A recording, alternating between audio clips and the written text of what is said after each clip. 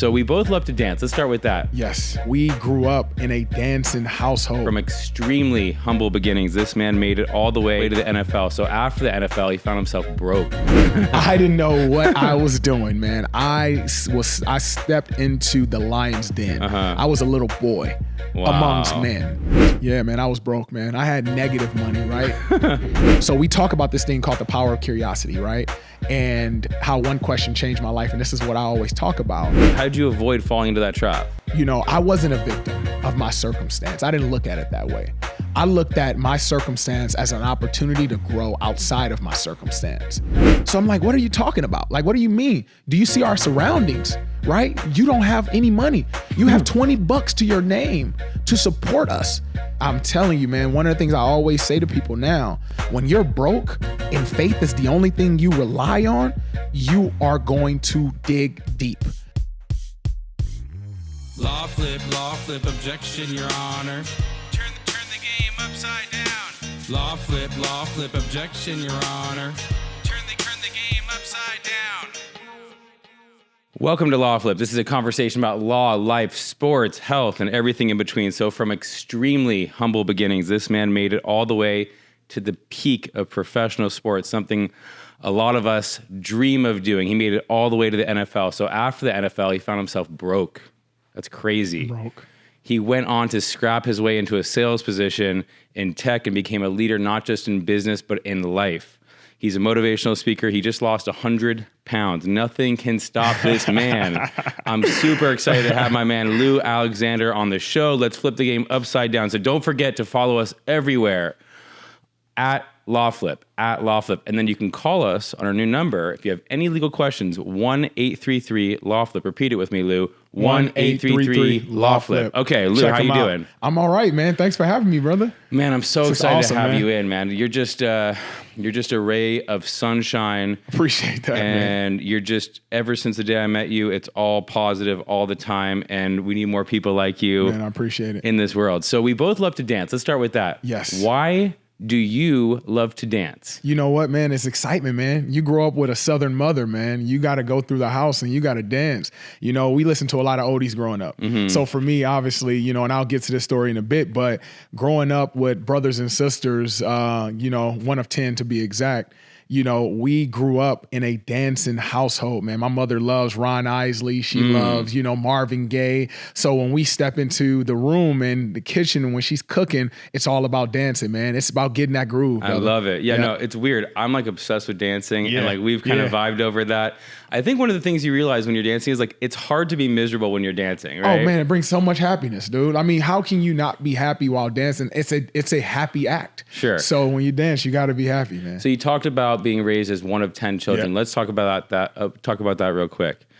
What was that? It was a single mom situation too, right? Yeah. What was that like? Because there are women out there that struggle being moms, you know, with one or two kids. For sure. How the hell did she do this? Oh my God, man. I pay all of my grit, all of my drive and everything that I go to try to secure anything in life to my mom, man. I have to attribute all that success to her. And the reason being is because, you know, my father was taken from us early on. And when I say taken from us, you know, it wasn't any type of medical issues or things that we can be prepared for.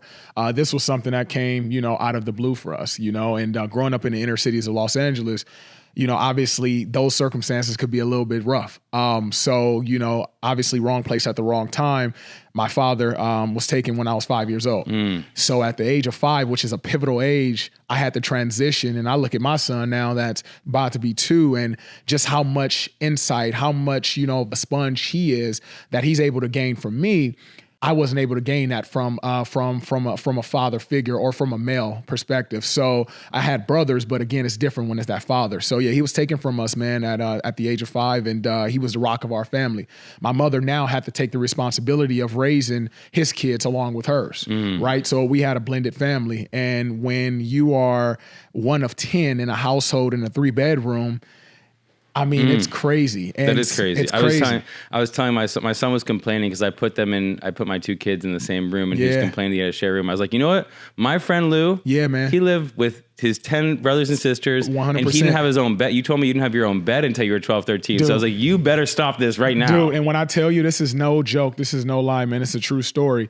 You know, growing up in Linwood, we literally would live in this 3-bedroom house right off of Wright Road. Shout out to Linwood, California, right off of Wright Road. And it was funny because we always had people living with us. So it was never like, okay, your kids can just live there. We always had aunts, uncles, aunties. They were just living with us, dude. So But you didn't know any different. I didn't know any different. And that was joy for me. Yeah. That was joy for me, man. Like, I didn't really know any different. And I was okay with that. I was okay if my cousin came over on the weekend or my nephew came over on the weekend and he slept in the bed with me, or I had my nieces, and whatever the case may be, I was okay with it because that was life for us. It's incredible. So I think it also bridged the gap too of how tight knit we are as a family as well. But huge shout out to my mother, man, Tammy Cole. I love her. Huge shout out. Yeah. I got tons of respect for her. So you start playing football, and you in high school you got to be dominating because you end up going to Syracuse, right? This is a funny story. I didn't have this unique path. So for me, I was a baseball player in high school. I played I didn't varsity start- baseball myself. So I actually. didn't start playing football until my 10th grade year of high school. Okay. So I always loved football. My brother, oldest brother, he played at the high school level, but he never made it past like junior college. So, you know, he was really, really good. And I used to always try to get like, man, I want to be that person. If I'm a football player, like I wanted to reflect how he's playing, right? But when I got to high school, and then also when I was younger, I was always too big. Yeah. So I was overweight as a child, right? Childhood obesity was real big, right? Obviously, one of 10, my mother had to feed what she can afford. Sure. So for us growing up, I couldn't play the sport because I was overweight. Wow. So when I got to high school, and baseball was the only sport I can play, but when I got to high school, that's when the transition happened where literally a coach came to me. Shout out to Coach Root, by the way. He came to me and he said, hey, man, you have a future in football. Wow. You should come play football. And I was like, no way. Okay, so you end up figuring out football in Yep. high school. You move on to Syracuse. Yep. After Syracuse, you end up going to the Saints. What was your experience in the NFL like? Yeah. So in that story, and I'll be remiss not to mention this in that Okay. story, right? Before I went to Syracuse, I went to junior college. Okay. So I went to junior college, and then after junior college, I went on to play at Syracuse. Got it. Played at Syracuse for 3 years, and then after Syracuse, I left, and then I went to the Saints. I was undrafted free agent at the Saints, and I didn't know what I was doing. I didn't know what I was doing, man. I stepped into the lion's den. I was a little boy. Wow. Amongst men. And yes, I was 340 in stature, 6'4", but I was They just kick your ass. oh my gosh, man. And it wasn't kicking my ass from a physical standpoint. It was mental. I didn't take it as a job, right? These guys had families. They had people that they were feeding at home. And I didn't take it that way. Now, granted, I come from that track as well.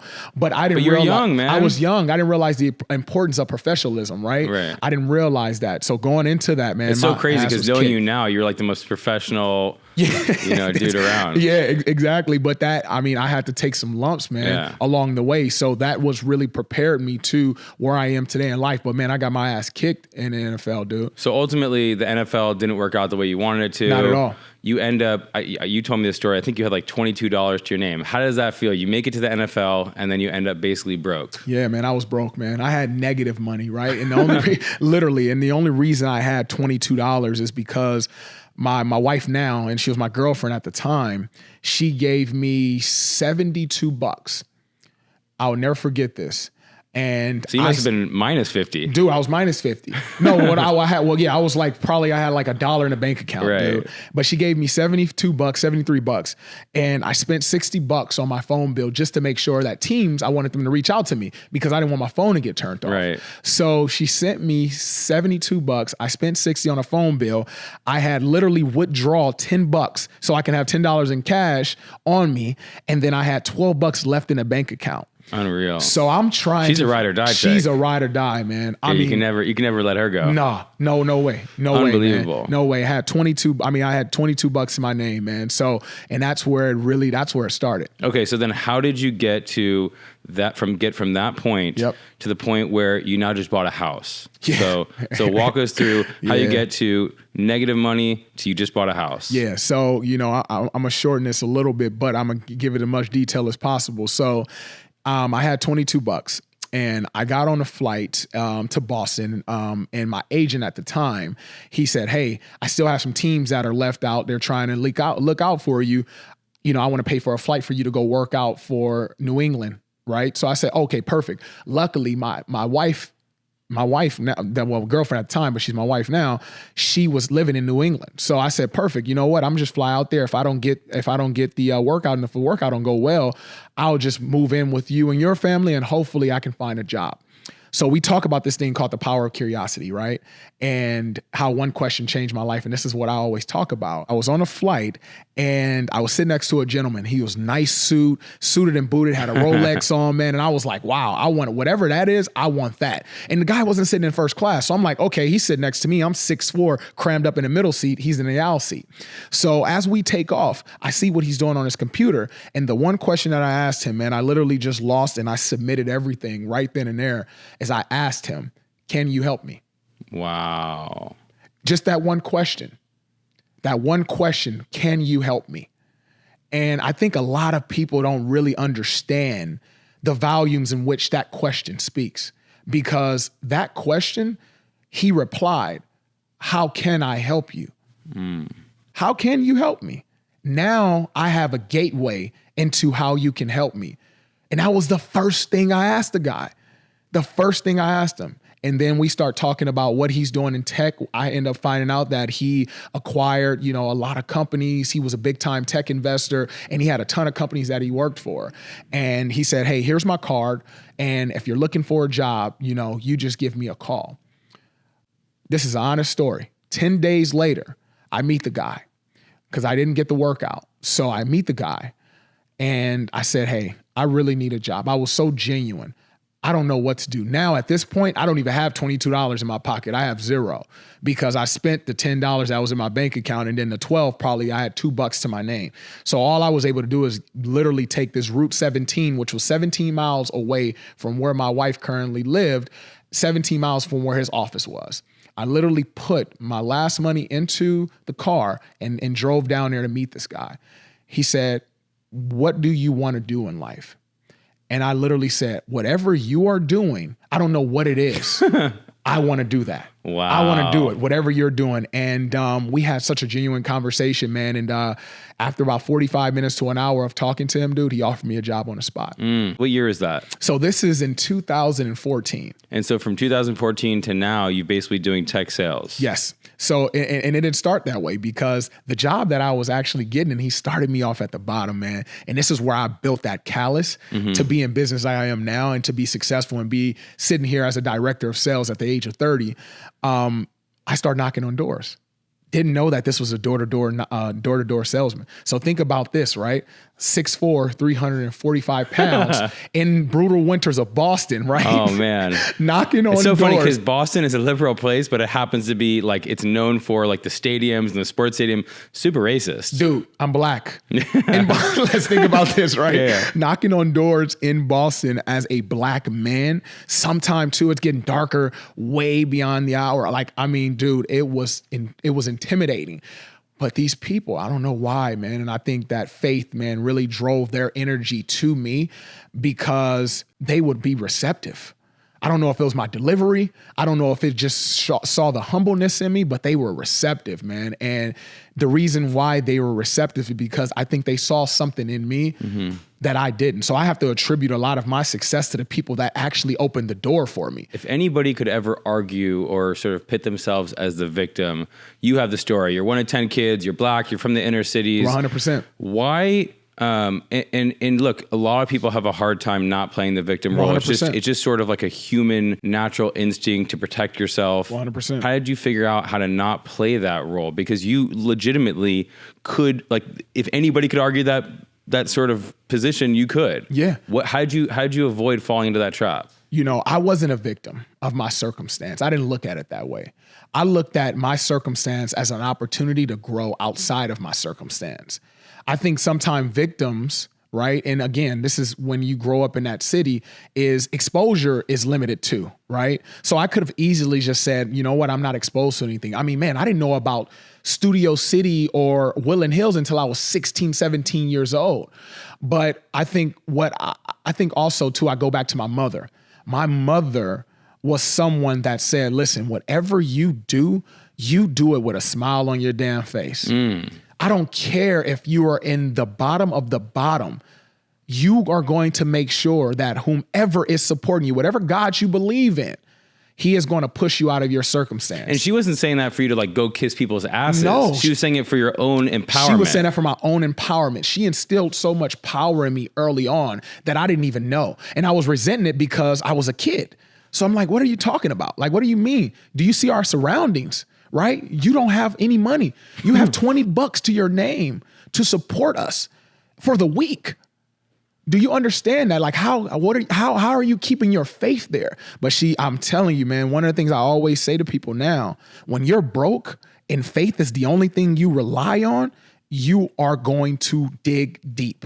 When you don't have nothing to your name, you're going to dig deep because that's all you have to your name is your faith. So that's what your mom gave to you. Now, I've seen your kid. He's just a gorgeous Appreciate kid. It, he man. makes me happy just seeing him. Appreciate it, man.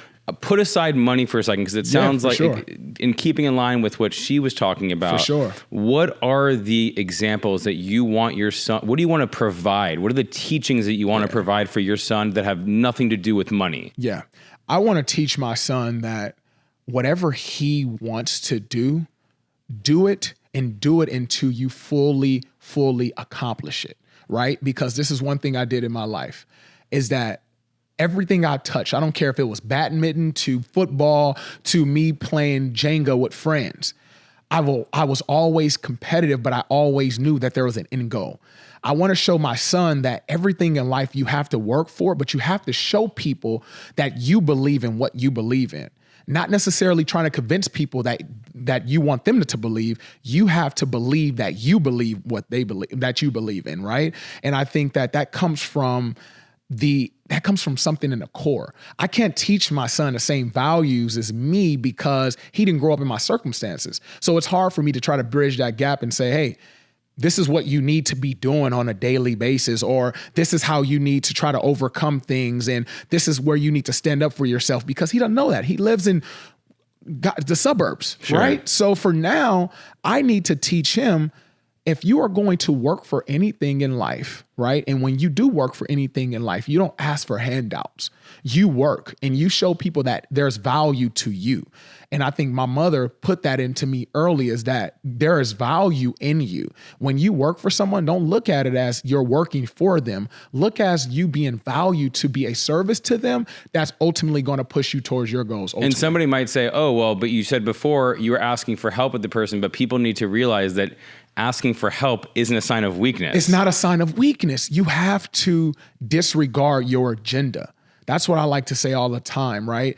It's not a sign of weakness. Sometimes we get, especially men, right? And again, growing up in the inner city as a black man, you're prideful.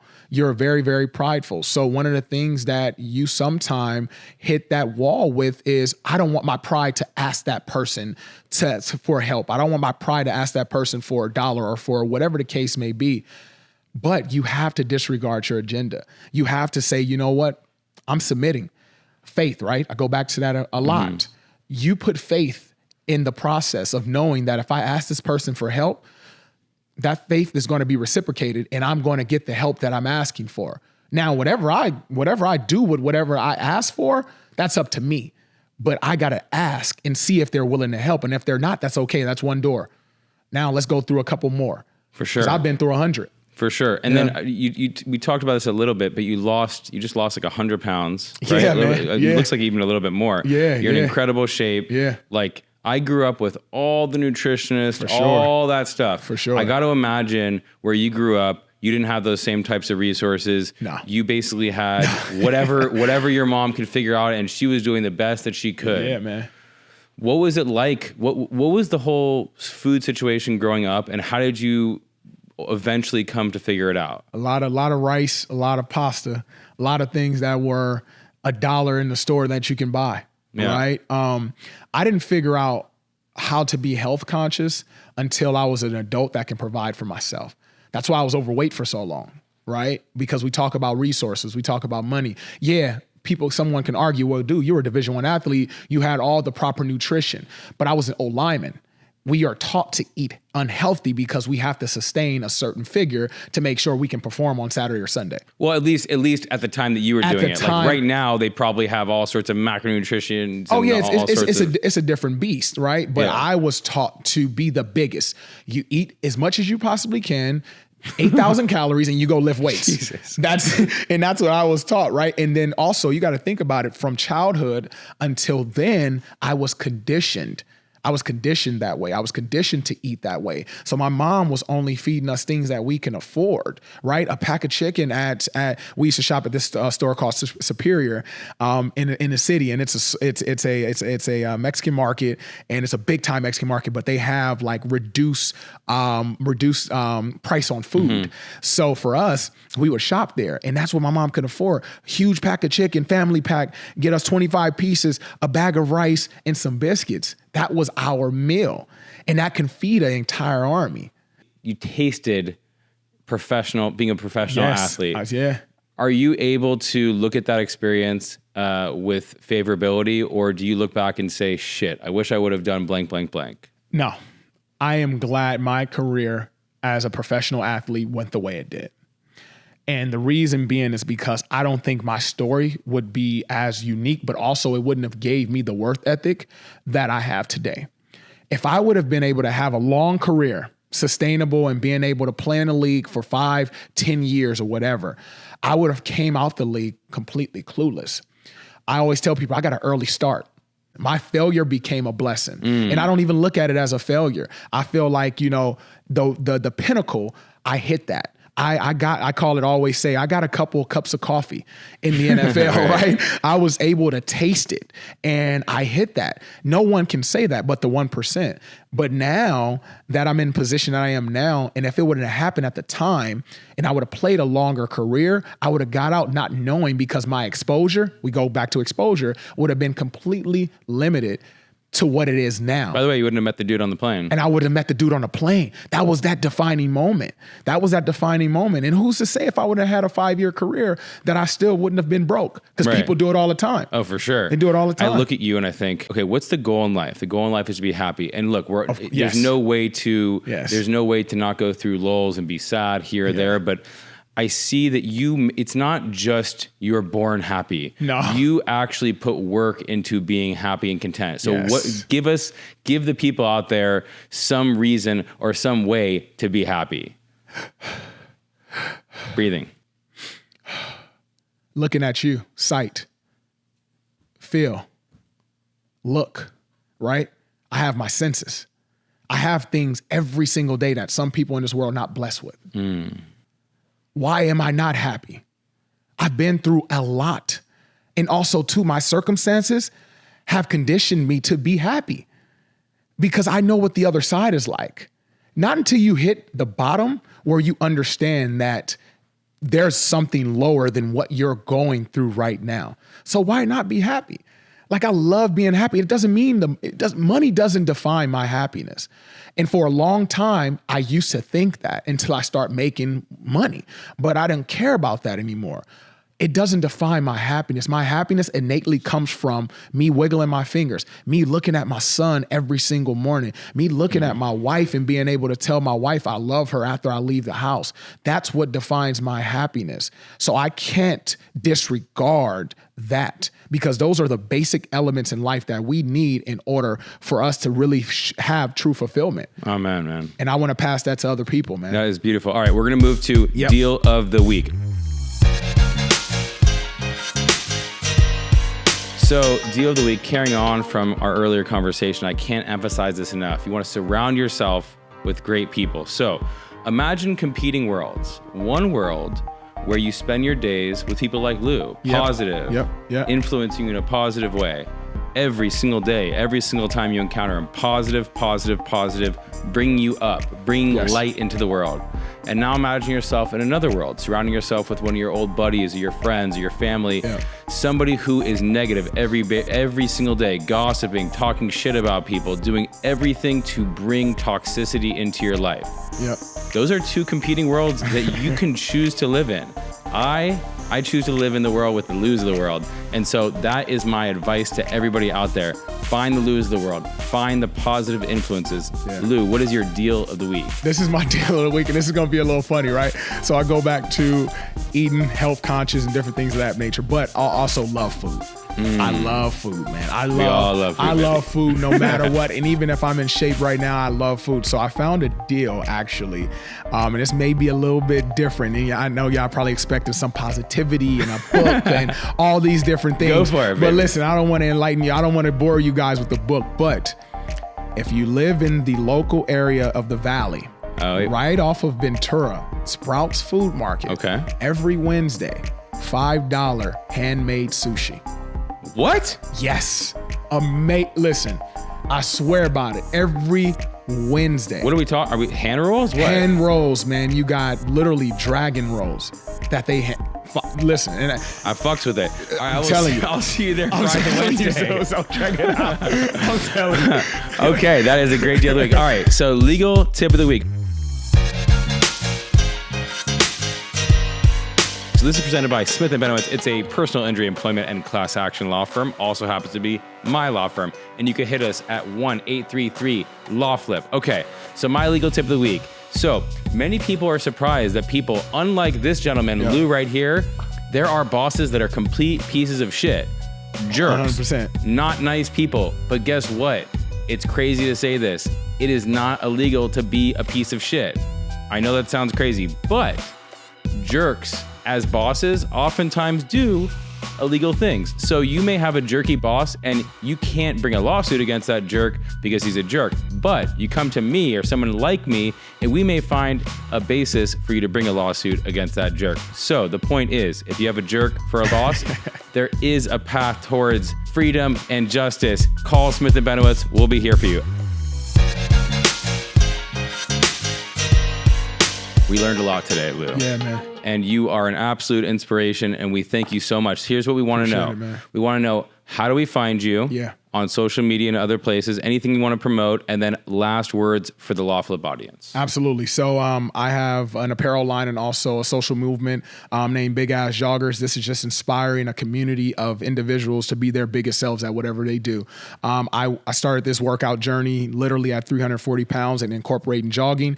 But now I'm trying to inspire a community now to push them to take their mental, physical health to another level. You can find me on social media at Lou_BIGA88 jogger. Again, that's Lou_BIGA88 jogger. And then you can go to my my website at BIGA88jogger.com. Amazing. All right. And final words for the Law Flip audience. Love people like you love yourself. But if you don't love yourself, try to find how you can love yourself like you love people. All right, man. Thank you so much. We really appreciate it. It was incredible. Thank you so much. We will see you next week, Law Flip. Law flip, objection, Your Honor. Turn the game upside down. Law flip, objection, Your Honor. Turn the game upside down. Okay, so Ariane, they're asking where they could find us. So for Law Flip, it's at LawFlip and lawflip.com. For Smith & Benowitz, our law firm, which does personal injury employment and class actions, you can find us at Smith Benowitz and smithbenowitz.com. For the personal stuff, like where you're really going to find the juicy stuff, at Benji Smith and benjismith.com.